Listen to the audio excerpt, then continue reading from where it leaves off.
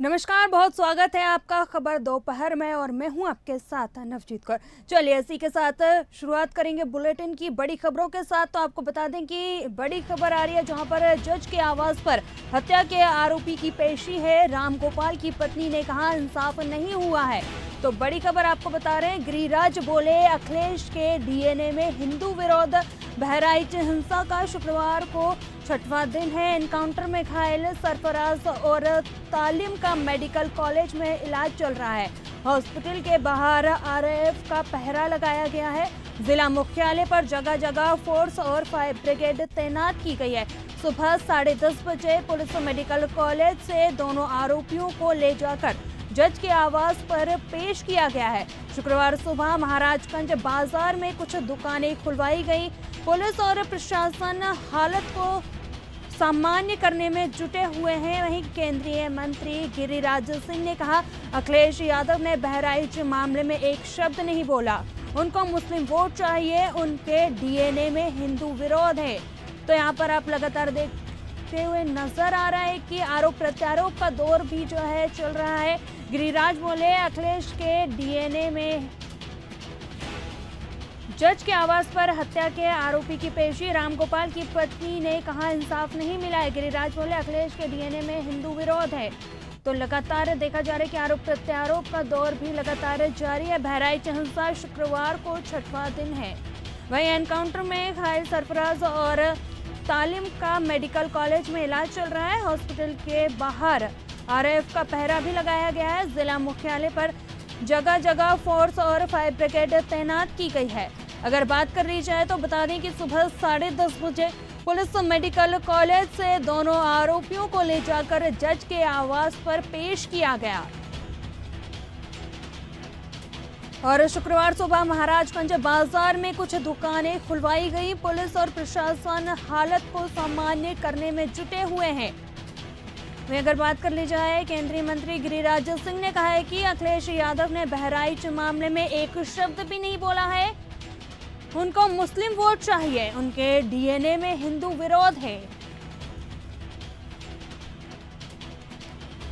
तो केंद्रीय मंत्री गिरिराज ने अखिलेश यादव पर तंज कसते हुए कहा है कि बहराइच मामले में उन्होंने एक शब्द भी नहीं बोला है।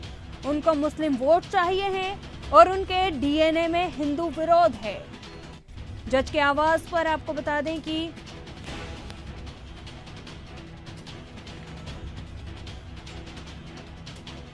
हत्या के आरोपियों को उनकी पेशी है। वहां पर रामगोपाल की पत्नी ने कहा है कि इंसाफ नहीं हुआ है। गिरिराज बोले अखिलेश के डीएनए में हिंदू विरोध है।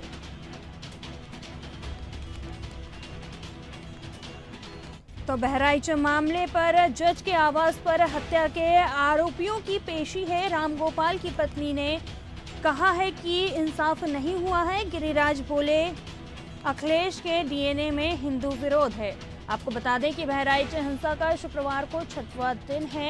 एनकाउंटर में घायल सरफराज और तालिम का मेडिकल कॉलेज में इलाज चल रहा है। हॉस्पिटल के बाहर आरएएफ का पहरा लगाया गया है। जिला मुख्यालय पर जगह जगह फोर्स और फायर ब्रिगेड तैनात की गई है। अगर बात कर ली जाए तो आपको बता दें कि सुबह 10:30 बजे पुलिस मेडिकल कॉलेज से दोनों आरोपियों को ले जाकर जज के आवास पर पेश किया गया।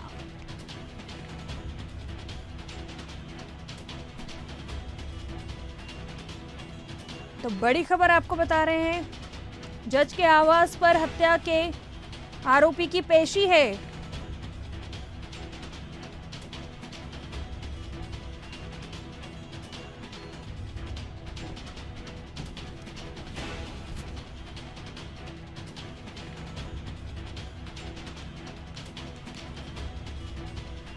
चलिए लखनऊ से संवाददाता राशिद सिद्दीकी हमारे साथ इसी खबर पर अधिक जानकारी के लिए जुड़ चुके। राशिद, आपसे जानना चाहेंगे कि जज के आवास पर हत्या के आरोपियों की पेशी है। वहीं रामगोपाल की पत्नी का भी जो है बयान सामने आया है जिसमें उन्होंने कहा है कि इंसाफ नहीं हुआ है। क्या कुछ जानकारी है इसे लेकर?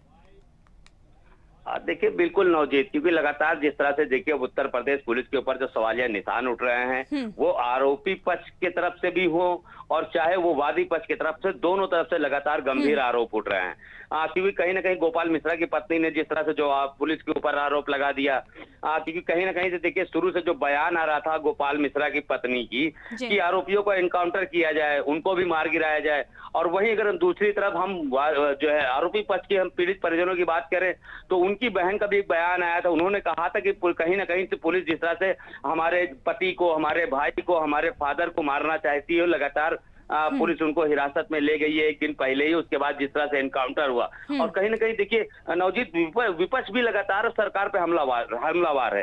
कांग्रेस अध्यक्ष की मैं बात करूं अजय राय की, उन्होंने जिस तरह से इस एनकाउंटर को पूरी तरह से फर्जी बताया, और राष्ट्रीय अध्यक्ष अखिलेश यादव ने भी लगातार इस पूरे मामले को लेकर गंभीर सवाल उठाए। और एमआईएम के अगर हम अध्यक्ष की बात करें तो उन्होंने भी, शौकत अली ने भी पूरे इस घटनाक्रम को कहीं ना कहीं से फर्जी। तो इस बार देखिए उत्तर प्रदेश में जिस तरह से देखिए सांप्रदायिक हिंसा हुई, उसमें जो गोपाल मिश्रा की मौत हुई, उसके बाद से जिस तरह से पुलिस के ऊपर सवालिया निशान उठे, क्योंकि पूरी घटना कहीं ना कहीं से देखिए सुनियोजित ढंग से हुई है, और पुलिस की पूरी तरह से इसमें जो लापरवाही है वो भी साफ तौर पर देखी गई। क्योंकि इतनी बड़ी जो हिंसा हुई, वो हिंसा के पीछे की वजह अभी तक पुलिस अभी नहीं तलाश पाई कि हिंसा का आखिर मुख्य कारण क्या रहा होगा। क्योंकि जिस तरह से देखिए माँ दुर्गा की मूर्ति विसर्जन के दौरान जिस तरह से जो है सांप्रदायिक हिंसा फैला, उसके बाद से जिस तरह से वहां पर दूसरे दिन अगजनी, तोड़फोड़ और लगातार बहराइच में जो तनावपूर्ण माहौल था वो भी साफ तौर पर देखा गया।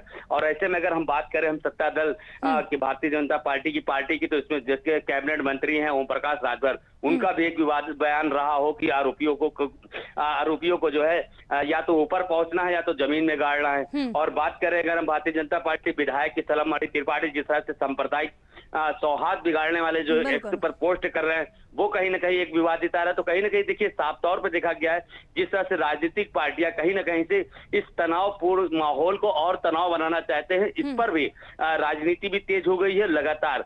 अब आरोप प्रत्यारोप लगातार जो है लगते हुए चले जाए। हालांकि देखिए अब उत्तर प्रदेश की पुलिस पूरे घटनाक्रम को लेकर जिस तरह से चाक चौबंद व्यवस्था कर रही है, सुरक्षा व्यवस्था का इंतजाम कर रही है।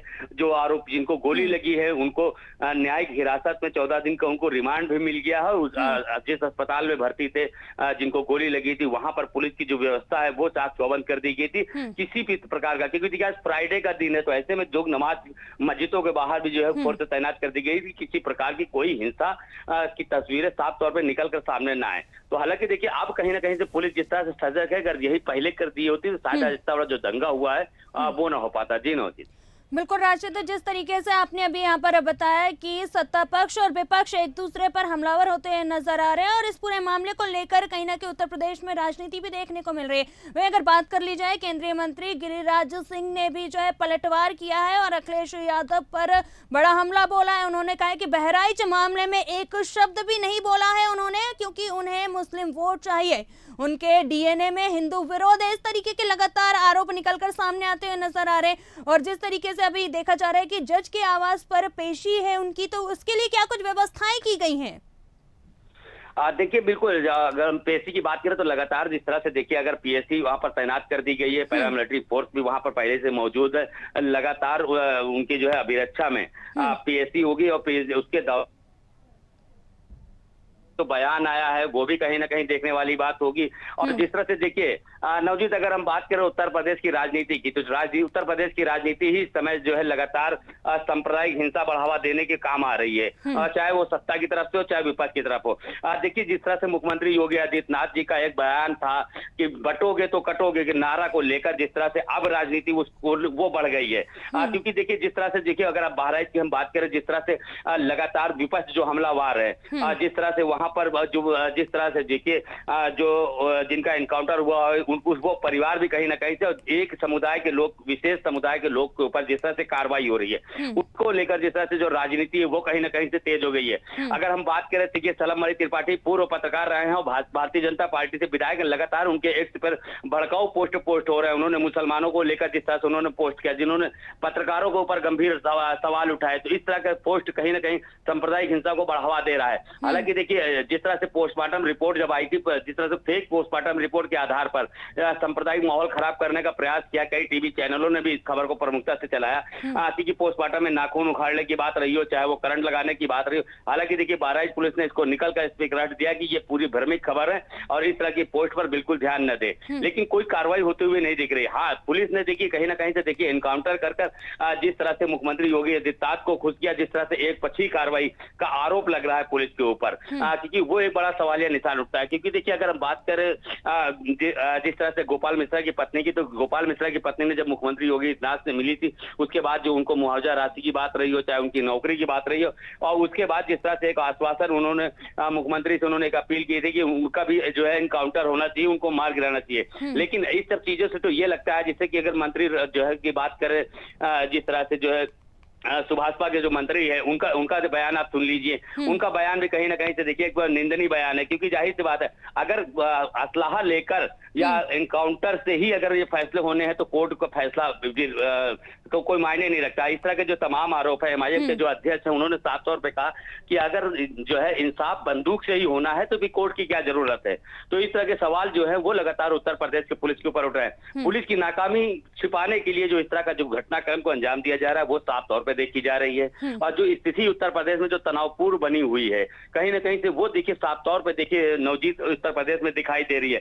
बिल्कुल, जिस तरीके से आपने अभी राशिद यहाँ पर बताया कि जो है तस्वीरें वो स्पष्ट हो गई हैं, वहीं आपसे एक सवाल का जवाब और लेना चाहेंगे। पुलिस और प्रशासन हालत को सामान्य बनाने में जुटा हुआ है और अभी वहां पर किस तरीके की स्थितियां नजर आ रही हैं इसको लेकर? देखिए अभी फिलहाल हालांकि देखिए लगातार जो है नमाज का समय था, जो है अगर हम बात करें सुरक्षा व्यवस्था की तो बहराइच में जिस तरह जो तो तनावपूर्ण माहौल है, वहां पर जो है 6 गाड़ियां पीएससी वहां पर मौजूद है, लगातार चप्पे चप्पे पर निगाह रखी है।